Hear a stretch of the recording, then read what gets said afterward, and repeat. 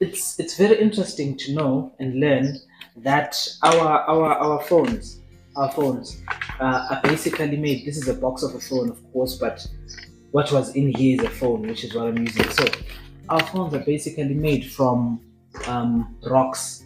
I can safely say they are rocks that learned to speak. And to prove this point, I'll use a few examples from the phone to say the screen of the phone is made from a rock called quartz, and the circuits have elements of gold. There's copper. There's what is called tantalum.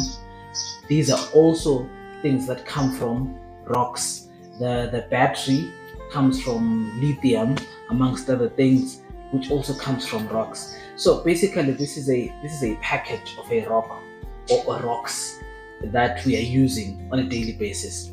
And that fascinated me to then understand what Jesus spoke about in Luke chapter 19, verses 40, where he says that if these keep quiet, the rocks will cry out.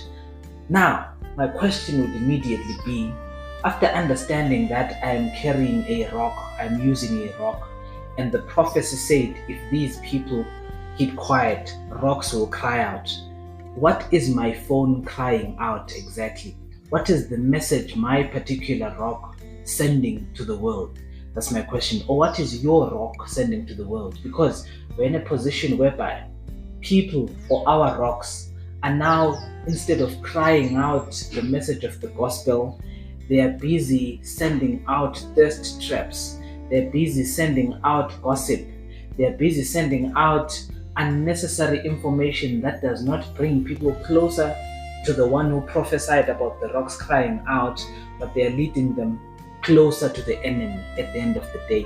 Imagine Jesus coming down and seeing that the rocks that he prophesied about are no longer crying out about him, but are busy sharing dense challenges, for instance. So, my encouragement is simply this: let us not be those who are using these rocks to send unnecessary things that lead people further away from Christ. Let us not be like Eve, who was a form of a content creator who brought wild content to the man who is Adam. And let us also not be Adam, who are viewing this content, these thirst traps, and say nothing but just digest what we see. Let us speak out, and let our rocks cry out about the gospel. Let your phone be a vessel of ministry more than being a vessel